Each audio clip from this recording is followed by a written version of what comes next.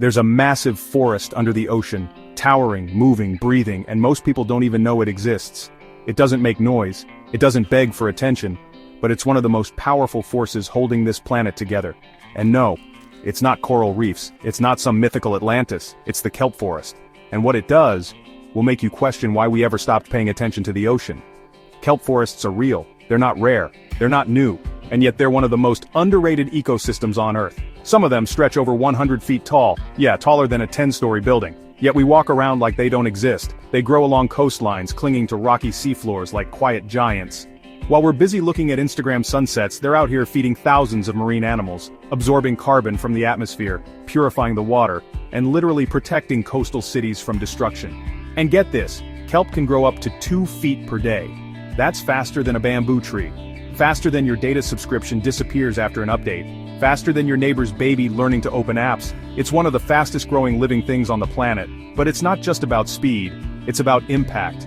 These forests are homes, not figuratively, literally. Fish, sea lions, sea otters, urchins, starfish, crustaceans, whales, even sharks all live in or pass through kelp forests. It's a full neighborhood. Sea otters even wrap themselves in kelp to keep from floating away while they nap. You think weighted blankets are a modern thing? Kelp's been doing that for centuries. Now here's where it gets wild. Kelp forests absorb carbon dioxide from the atmosphere. A lot of it.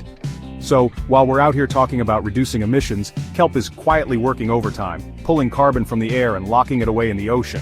Not because it's trying to win awards, just because that's what it does. Kelp also reduces wave energy. You know those dramatic coastal storms that destroy shorelines and flood towns?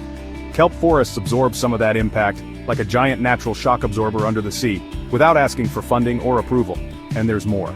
Kelp doesn't have roots like trees. It uses something called a holdfast to anchor itself to rocks. These holdfasts create mini habitats too. Dozens of tiny creatures live inside them. It's like if a tree's roots were also an apartment complex. Efficient, quiet, brilliant. And the oxygen? Kelp produces oxygen too. A single kelp forest can generate enough to support a huge number of marine life, and help oxygenate the water.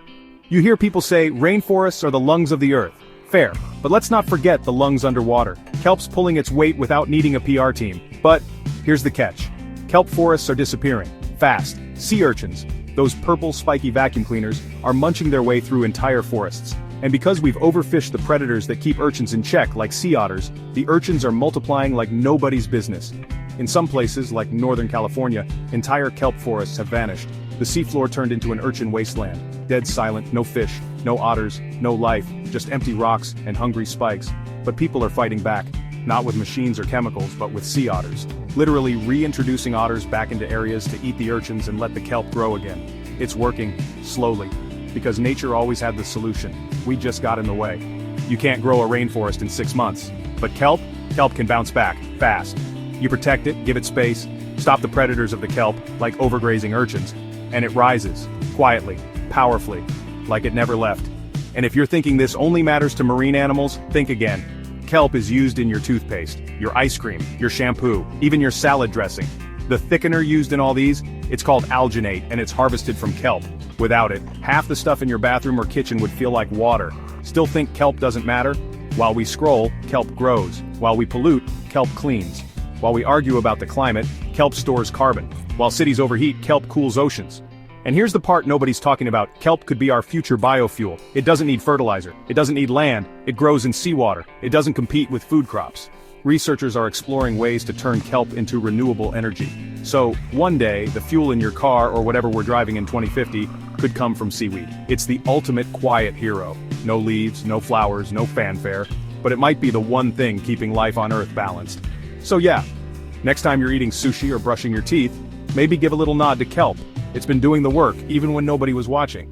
And hey, if this was cool, just hit that subscribe button like an otter thumping a sea urchin. Or don't. But if your toothpaste starts feeling weird next week, don't say I didn't warn you.